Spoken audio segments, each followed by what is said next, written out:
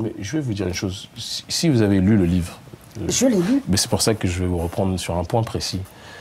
Lorsque j'étudie, vous parlez de haine, etc., ça c'est peut-être la vision de Télésud, c'est pas la vision de la rue. Je le pense objectivement. Parce que la rue, j'y ai vécu. Non, mais votre vision, la tribuca et qui ne sait pas, c'était l'anti-blanc, c'est cette image que vous donnez. C'est pas vrai. Ça, c'est une ineptie que vous répétez des médias occidentaux, qui eux-mêmes, lorsqu'on est en privé, disent le contraire de... Mais vous disiez que dans vos réunions, vous ne vouliez pas qu'il y ait des blancs dans vos réunions, et même d'arabes, parce que pour vous, vous avez l'impression que les arabes, justement, étaient négrophobes. Je comprends bien. Non, c'est pas une impression. Il y a une négrophobie qui est réelle et qui est viscérale. Peut-être que vous ne la voyez pas dans Mamadou au Pays des Merveilles. Mais... oui, donc allons jusqu'au bout des choses.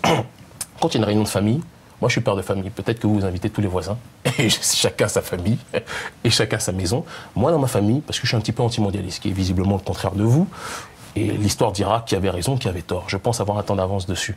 Mais dans ma famille, quand il y a des problèmes à régler dans la famille, je les règle d'abord avec les miens. Vous comprenez ce que je veux dire? Oui. Et les régler avec les siens ne veut pas dire être contre les autres. Mais il y a un moment, quand vous avez ouvert les portes à tout le monde, vous avez besoin de la fermer. Quand vous réfléchissez un petit peu, il y a des gens qui sont déstructurés, qui sont objectivement désintégrés, ils pensent être intégrés mais ils sont désintégrés, et qui pensent qu'il faut être avec tout le monde, même si votre fils a un problème, vous priorisez les enfants des autres, parce qu'on vous a dit, on vous a répété pendant des années qu'il faut être avec tout le monde.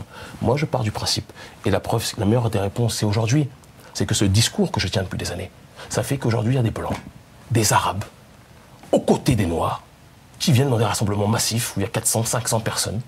Vous comprenez ce que je veux dire? Et qui disent qu'Émi, on comprend pourquoi tu es dans cette démarche de fermeté. Parce qu'à un moment, il faut être capable de s'unir d'abord entre nous, avant de s'unir avec le reste de l'humanité. Moi, c'est ma réflexion. Et je veux dire que on dit toujours que c'est à la fin du bal qu'on paye les musiciens, mais parfois, au milieu du bal, il y a des indices.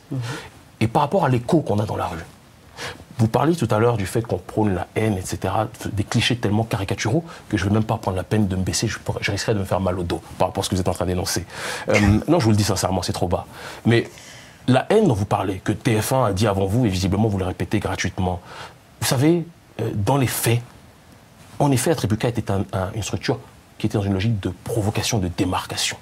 C'était soit ça, où il y avait le cran. C'était soit ça, il y avait des structures qui étaient dans un intégrationnisme, j'ai envie de dire, hystérique et caricatural. L'Attribuca avait plus d'écho dans la rue que toutes ces structures dont vous êtes certainement les amis. Vous n'avez aucune écoute, aucune audience de ces gens-là. Pourquoi critiquer SOS Racisme? Mais parce que ce sont des officines. Je vais vous répondre. La LICRA. Je vais vous répondre. Parce que ce sont des officines. SOS Racisme, c'est des juifs? Non. C'est vous, je vous laisse la responsabilité de vos mots. Non, mais peut-être que vous avez des informations que je n'ai pas. Mais juste pour que je termine, non, mais visiblement, vous avez des informations que je n'ai pas. Je ne savais pas que les SOS Racisme, c'était des juifs. Mais ce que je veux vous dire, non, mais vous avez votre responsabilité, j'ai la mienne. Mais non, je ne vais pas vous faire perdre votre boulot, vous inquiétez pas. La LICRA aussi. Mais ce que je suis en train de vous dire, c'est quoi, concrètement?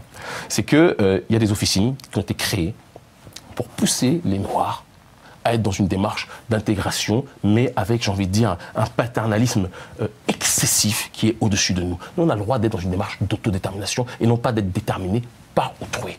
Et ça, c'est des choses que les personnes qui sont soumises, j'ai envie de dire, à l'oligarchie, aux gens qui décident de tout dans ce système, sont des choses que peut-être vous ne maîtrisez pas. Mais le noir de la rue, l'arabe de la rue, le blanc de la rue, il se retrouve dessus dans cette réalité-là. Je veux juste revenir sur un point que vous énonciez tout à l'heure, qui me paraît quand même important. Vous disiez pourquoi ne pas les pousser à étudier, etc. Vous savez, il y a la méritocratie, il y a ce qu'on dit. Moi, j'ai étudié probablement peut-être même plus que vous. Je ne veux pas m'avancer, mais je pense avoir étudié plus que beaucoup de gens dans ma génération. C'est pour ça que quelqu'un comme Biogo me fait passer d'ailleurs une formation en philosophie, et pourtant je m'en fous de ces histoires de diplômes, une formation en philosophie qui est très rare. C'est un directeur de thèse, comprenez ce que je veux dire, parce qu'il estime que le bagage intellectuel que j'ai sur le terrain du savoir est énorme par rapport aux gens de ma génération. Maintenant, il y a une logique qui est que le savoir, pour être simplement bien vu du caucasien, ça ne marche pas. C'est pas vrai. Il faut qu'on arrête cette ineptie de toujours dire que tu vas avoir des diplômes et c'est ça qui va faire que tu vas être bien vu par le... Moi, je ne fais pas les diplômes, ou je n'étudie pas pour être bien vu par les gens. Non, mais être un modèle parmi nos pères, parmi les siens. Il y a des gens qui ont étudié, qui ont trahi leur peuple, il y a des gens qui étaient des autodidactes, qui ont fait plus que vous et que d'autres réunis. Donc, attention à la caricature et le savoir qui est le leur est un savoir. Le savoir qui est le libre savoir, la connaissance de soi déjà, est un autre savoir aussi. Les deux ne s'opposent pas forcément. Mais cracher sur l'un plutôt que pour élever l'autre me paraît stupide, puéril et enfantin. Voilà. Alors moi, ce qui me dérange aussi, c'est l'effet de porte-parole. Est-ce que vous avez compris déjà ce que je viens d'énoncer? Mais bien sûr, voilà. C'est clair. Je pense même on a compris votre message. Voilà. Et moi, ce qui me dérange aussi, c'est que je refuse, là, maintenant, je vais mettre, je vais oublier un peu le côté journaliste où je dois être neutre.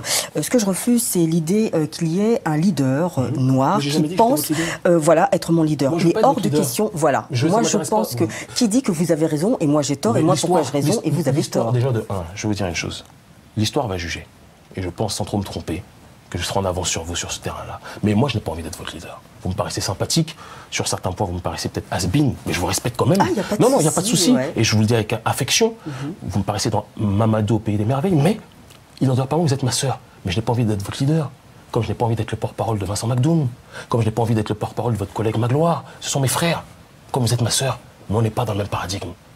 Vous êtes dans une sphère, et franchement, je ne veux pas y être. Vous comprenez ce que je veux dire? Et dans le livre, si vous l'avez lu, vous voyez noir sur blanc que j'ai dit, je ne veux pas être le leader des gens. Déjà, j'essaie d'être le leader de moi-même. Donc, il suffit juste de savoir lire, et vous avez la réponse à votre question. Moi, c'est ma réflexion.